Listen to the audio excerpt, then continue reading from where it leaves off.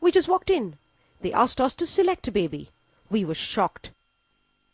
J.S. Bhasin has been selling babies to foreigners for years, breaking every adoption law in the country. And Preet Mandir is his baby shop. During our investigation, we found that Bhasin runs a country-wide network to source unwanted babies, often simply stealing them. He sources babies from hapless unwed mothers, always making sure he gets the babies cheap. He then sells them to uninformed foreigners, often for as much as 5.5 lakh rupees per baby. You have a choice to select. We will show you 3 children as per the rule. Of course, we are not that hard and fast. 6 years ago, J.S. Bhasin's license was in fact revoked when he defrauded a foreign parent. But in 2 months, he was back in business, eyeing the dollars Bhasin now offers to bypass all laws. That's not your fault. Child will go with passport, everything legally with Preet Mandir. Even as the hard sell continues. And then he quotes his price. पहले 6,000 देते थे dollar, 6 to 7,000. अब 8,000 हुआ. Now they have come to 12,000. So in $12,000, you will take care of all our procedures. Everything, our law department, social department does it. Everything, no problem. J.S. Bhasin and Preet Mandir treated us like customers at a supermarket. We had wheeled in a cart, and like smart salespeople, they were ready to stock it with goodies.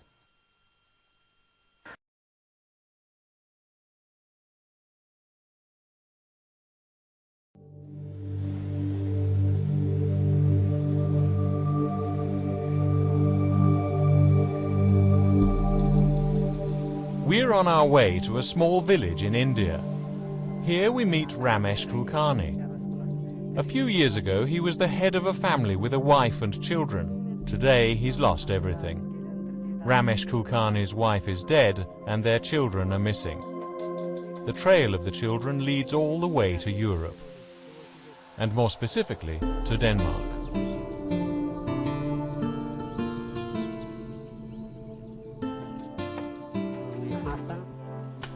In March 2002, tragedy suddenly struck the family. Ramesh Kulkarni's wife died of jaundice only a few months after the birth of their youngest child. त्यामुळे मी 15 दिवस कसं तरी त्या मुलांना दवाखान्यात सांभाळलं. मग तिथून मला कामाचा त्रास व्हायला आणि मुलं काय मला जेवण खाण असले असं भुक्याच्यामुळे ती काय मला तिथलं त्यांना बघवना. As the weeks went by, Ramesh Kulkarni's situation grew more and more desperate. He quit his job and took the children to close relatives. But the family is poor and couldn't provide for Ramesh Kulkarni and his children. A friend suggested to the despairing father that he put his children into a children's home just for the time being. मुलांना म्हणजे त्यांना सांगितले मुलांना म्हणले इथं आई तुमची वारली असल्यामुळे इथं तुम्हाला कोणी सांभाळत नाही आणि तुम्ही शाळा चांगली आहे पुण्याला तुम्हाला शाळेमध्ये दाखल करायचं आहे मी प्रत्येक महिन्याला तुम्हाला येऊन भेटतो. Soon after, 2 representatives from Preet Mandir, an organization in the city of Pune, came to pick up the children. They assured Ramesh Kulkarni that he could visit his children as often as he liked and that he could have them back at any time. Ramesh Kulkarni decided to send the children away until his finances had improved. But this decision was to prove disastrous to the family.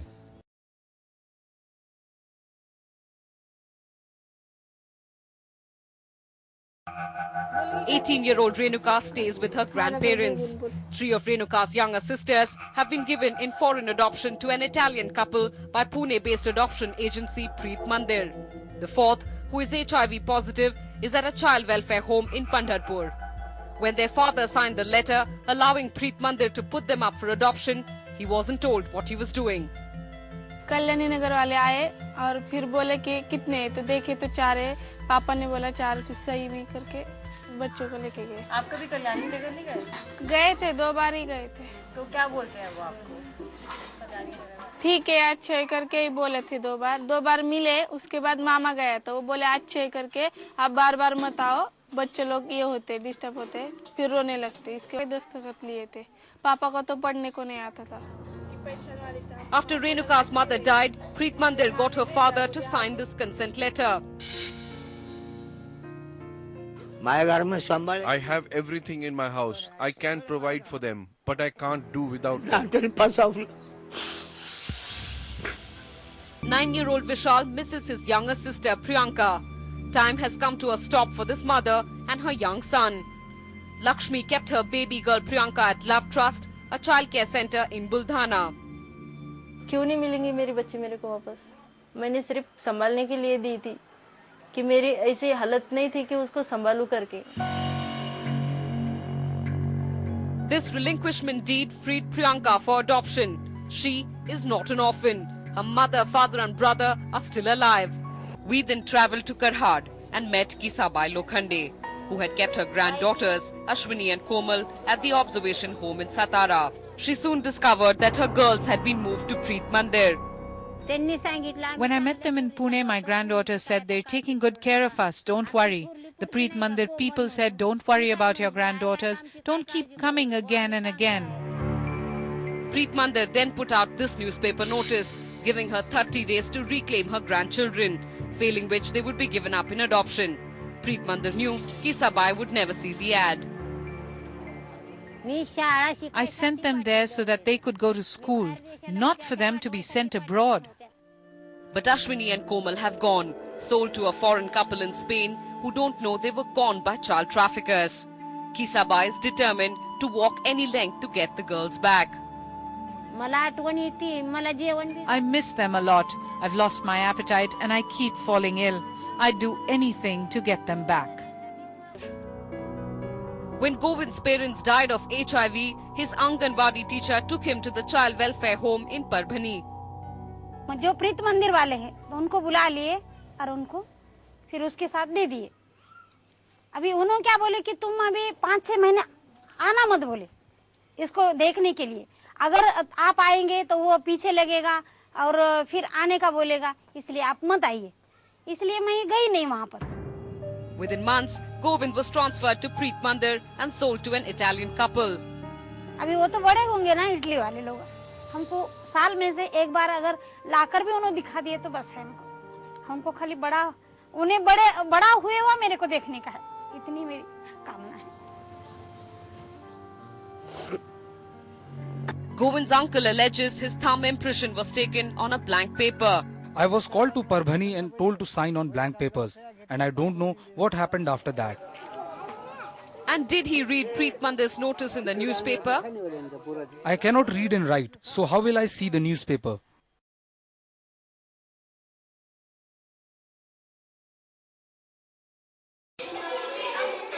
Sister Teresa Maria was responsible for over 500 illegal adoptions uncovered in 2001, after which Andhra Pradesh placed a ban on foreign adoptions. Fatima was one of her victims. Unable to pay for her cesarean operation, Teresa kept her baby as collateral. Sister वो चर्ची वाला sister है ना ट्रीसा मरिया, उन्होंने बेच ले सा sister मर गए. फातिमा बोले कहते तुम्हारी मम्मी मर गए, बच्ची को अनुषा को बोले कहते साइन करो तो मैं अंगूठी डाली. फिर बाद में बच्ची कायम बोल के ढूंढे थे, उनको पूछे तो तू साइन करे ना, मैं बच्ची दे दी बोली. मम्मी पहले से. And Fatima could never have a child again. She had been sterilized. Operation का उन्होंने गीटी मार दी सिस्टर, बच्चादाना का गीटी डाल दिए, बच्चा नहीं हुआ ये सरकार, जब से नहीं वो रहेंगे. Her daughter Anusha lives with her adopted family in Germany. Internet activism and a DNA test match the mother and daughter. Fatima hopes when Anusha grows older, she will come back to meet her. हाथ बड़ी नहीं है ना, छोटी बच्ची का है ना, बड़ी हुई तो उम्र का आ सकते, उन क्या बोल सकती है बच्ची.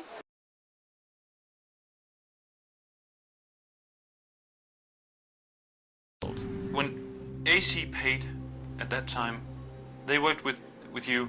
Yeah. And did they pay 6,500? Yeah. 6,500 they paid for agency. Så har jeg jo tallet så.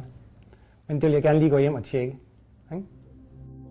But 2 days after our interview, AC International Child Support tells us that they don't want to share the information with us. Later, we find out that the Danish adoption agency has obtained 23 children from Priya Deshani.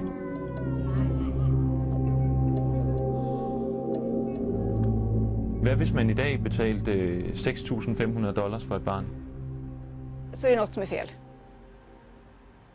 Och det är olagligt. If we should work with you, then one child, how much would that be?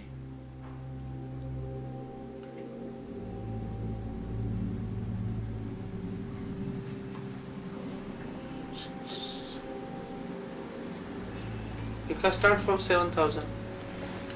It would be possible to make an arrangement with at least up to 5 children the first year. Yeah. And it would be 7,000 per child the first year. Yeah. Det är upprörande. Jag blir väldigt ledsen och upprörd över detta. Och jag önskar att du skulle ta kontakt med Kara och informera dem om detta.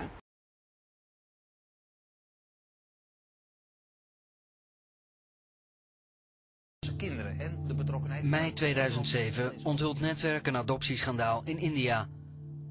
Uit documenten van de Indiase politie die netwerk in handen kreeg, blijkt dat alle 350 adopties uit kindertehuis Malaysian Social Service illegaal hebben plaatsgevonden. Ruim 50 van deze adoptiekinderen zijn via bemiddelingsorganisatie Meiling naar Nederland gegaan. Volgens de politie is in ieder geval 1 van de Nederlandse adoptiekinderen uit India gekidnapt. Het kind moet terug naar India, vindt niet alleen de politie, maar ook de natuurlijke moeder. நாங்க பிறந்ததுல இருந்து கையில வச்சிருந்த 1.5 வருஷமா அது என்னைக்கு போச்சு அதுல இருந்து எங்களுக்கு அந்த நினைப்பாவே தான் இருக்கு அந்த யோசனையில தான் இருக்கு நாங்க அது Wat u naar voren heeft gebracht, als dat juist blijkt te zijn, gaat het om een ernstige zaak. We moeten de zaak onderzoeken uiteraard voordat we conclusies trekken. In reactie op de reportages van Netwerk zet minister Hirschballin van Justitie 3 onderzoekscommissies aan het werk, ieder met een eigen onderzoeksvraag. Wat is er in India gebeurd? Waarom wist justitie dit niet? En wat is adoptiebureau Meiling te verwijten? Vandaag kwam op 2 van de 3 vragen een antwoord. Over het handelen van het ministerie van Justitie zegt oud-ombudsman meester Oosting: Mijn conclusie op dat punt in het rapport is dan ook dat in zoverre het bereik van het toezicht beperkt is geweest, te beperkt is geweest. En dat daarmee op dit punt, voor dit aspect, het toezicht onvoldoende is geweest. De kranten in India staan er vol mee, maar geen enkel alarmerend signaal bereikt justitie. Ik heb in ieder geval omvangrijke documentatie gekregen over problemen die al speelden in de periode van mijn onderzoek 1995 tot 2002. En dan vraag je inderdaad af hoe is het mogelijk dat dat Nederland niet heeft bereikt. Het rapport over de werkwijze van Meiling bevat 1 geruststelling voor het adoptiebureau. Ze hebben zich aan de wet gehouden. Maar in de uitvoering hebben ze ernstig gefaald, volgens de onderzoekers van Inspectie Jeugdzorg. Onze conclusie is dat de werkwijze van Meiling niet voldoende professioneel is geweest. Meiling was te weinig kritisch, vaarde blind op de informatie van het kinderhuis in India en verzuimde justitie op tijd in te lichten over de misstanden, aldus het rapport. Maar de Inspectie Jeugdzorg heeft nog meer ernstige kritiek op Meiling. Het Haagse adoptieverdrag, waar de heer Oosting naar verwees, zegt dat er ouders gezocht moeten worden bij een kind en niet andersom. En de praktijk is eigenlijk dat het omgekeerd gebeurt. En daarmee is het dus niet in het belang van het kind gehandeld. Maar het belangrijkste nieuws van vandaag is dat er geen nieuws is. Tenminste, geen nieuws over wat er zich nu daadwerkelijk heeft afgespeeld in India. Dat rapport laat nog op zich wachten. Oosting is bezorgd over wat nog komen gaat. Ik heb uit India zelf een uitgebreide documentatie gekregen die in ieder geval mijn ongerustheid over de omstandigheden daar bepaald heeft doen toenemen. Netwerk kreeg na de uitzending in mei Indiase inspectierapporten waaruit blijkt dat er al jaren misstanden plaatsvonden in het kinderhuis. Meiling echter zou nooit een negatief signaal hebben ontvangen over dit huis. De Indiase overheid heeft inspecties gehouden die behoorlijk negatief waren voor dat kindertehuis, maar dat was niet bij Meiling bekend. Dus het doorvragen, hoe zit dat nou met de kwaliteit van dat tehuis, dat is niet gebeurd. Indiase kinderen daadwerkelijk illegaal naar Nederland zijn geadopteerd en om hoeveel kinderen het gaat, zal volgend voorjaar pas duidelijk worden. De adoptieouders blijven in onzekerheid. Een situatie die sinds mei dit jaar al dramatisch is voor bijvoorbeeld de ouders van Raoul, een kind dat door een Indiase moeder wordt opgeëist. Minister Hirsch-Ballin heeft al onderzoek laten doen naar de juridische gevolgen voor Raoul en zijn adoptieouders, mocht het jongetje inderdaad gekidnapt zijn. Uitgaande van die goede trouw van de adoptiefouders en uiteraard ook onder het voorbehoud dat de beslissing daarover aan de rechter is in ons land, komt professor Vlaardingerbroek tot de beoordeling dat een herroeping van een in Nederland uitgesproken adoptie niet aan de orde zal zijn. Als Raoul daadwerkelijk is gekidnapt, hoeft hij waarschijnlijk niet terug.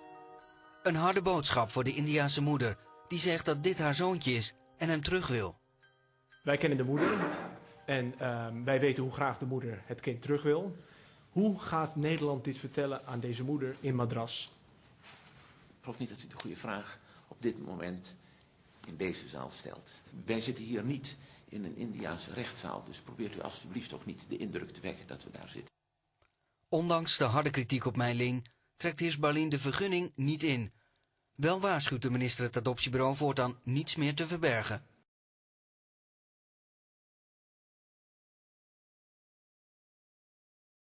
It's a shocking story. Time magazine claims that small children are being stolen from Indian slums, given false identities and sold to Indian orphanages for as little as $280. The children are then allegedly sold to parents in Western countries, including Australia. Human rights lawyer De Gita claims that during the past decade, at least 30 Indian children have been stolen from their parents in India and sold to couples in Australia. Right now the children are growing up in an adopted family, and that family should be informed about the fact that these children are brought in an illegal method, that they were trafficked. This Indian mother cannot be identified for legal reasons. She says her 4-year-old daughter was stolen from outside her home in Chennai 10 years ago. Time magazine claims her daughter was adopted and has been living in Australia for a decade. The girl is now 14. I searched all over for a year. We were hardly at home. We were all the time looking here and there. After that, I gave up to Allah and His mercy. The Indian mother who lost her daughter 10 years ago says she wants to speak with her daughter in Australia, but will not force her to return unless she wants to. It's her wish. It's the girl's wish. If she wants to come back, we will not push her out. We will embrace her. But if it is her desire, if she should decide to stay back where she is now, that's a wish. We wish her well.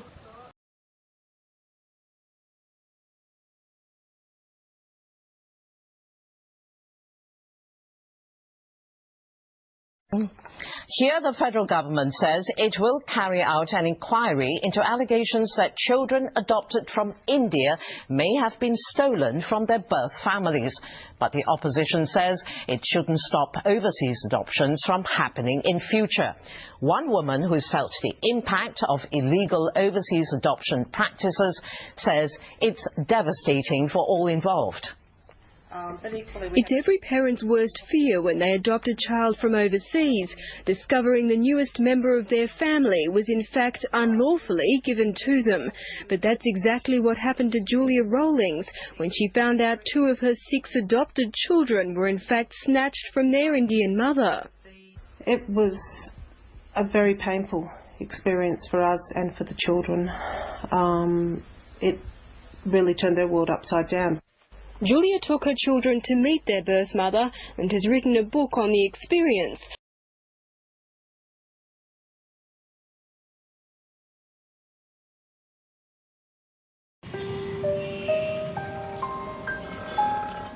Chaya Maria Shoup is 31.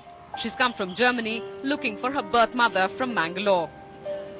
She was a good mother. She took very care for me. She was a single mother. I don't know about my father. Chaya spent the first 7 years of her life with her Indian mother before a German family adopted her. Chaya is still to find her mother. In my case, they said we have no record. I cannot believe it. And I spent so lots of money every time to fly every time to come to India, my flight ticket, to stay in India. It's not nice. India is for me no holiday.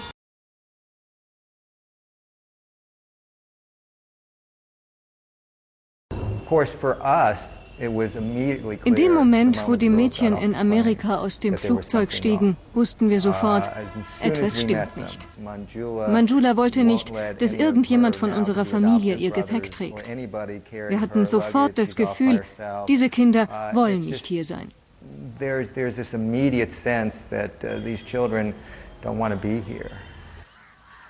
Das ganze Dorf wartet.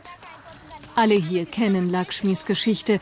Es gibt einige Mütter, die ihre Kinder an die Geldverleiherin verloren haben, deren Kinder adoptiert wurden als vermeintliche Waisen. Endlich da. 15.000 Kilometer sind sie gereist, von Alabama nach Hyderabad. Das Wiedersehen wühlt alle auf. Mutter, Tochter, Adoptivvater und das ganze Dorf.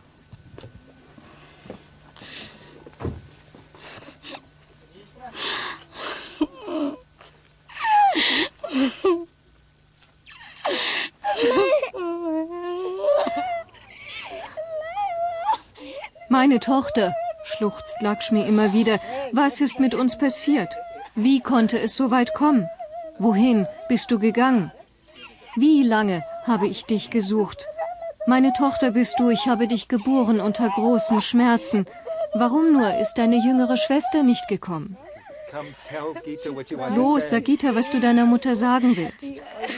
Manjula hat ihre Muttersprache verlernt. Deine Mutter weint. Sie sagt, sie hat dich vermisst. Sie fragt nach deiner Schwester. Alle sind überfordert.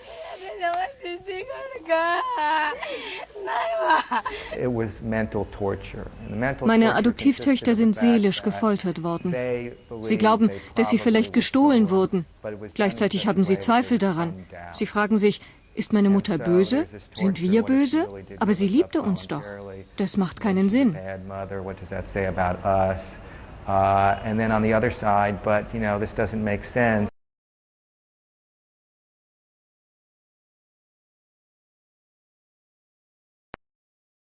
This week, Vietnam's government halted domestic U.S. adoption programs. This after the U.S. Embassy in Hanoi released a report alleging corruption amongst local adoption officials. Under investigation is the possibility that adoption agencies were vying for the highest U.S. bidders and neglecting consent from the Vietnamese birth. Also making headlines is the charging of 7 Americans over a Samoan adoption scandal. They were involved with a Utah-based agency and are accused of deceiving Samoan parents into signing away their children. One News Pacific correspondent Barbara Drever broke the story about alleged fraud, money laundering and families who have loved. Investigators exclusive looks into an international adoption agency with clients all over the United States. That agency, which posts photo listings of children on website, is now under criminal investigation. Sarah Wallace joins us now with more. Sarah. Well, Sade and Diana, the couples you will meet have already endured unimaginable heartbreak, infertility, or loss of a baby. And then they claim they were lured into a pipeline of phony promises by an adoption agency that is now in total turmoil. The couples have courageously decided to make their personal pain public so others don't go through. Police found 46 children, some only 3 days old, in an illegal foster home. This is the latest scandal for the country's corrupted adoption system. Police and soldiers stormed into the house on the outskirts of Antigua. They found babies and children kept in 3 rooms divided by their age. Child Services will determine when these children will be moved. There are 46 children that are physically here. Guatemala has the highest per capita adoption rate in the world. This is a lucrative business for private lawyers who run the trade. Close to 5,000 babies and children were adopted from the small Central American nation last year. Adoptive parents say some lawyers charge up to $40,000 to handle adoptions.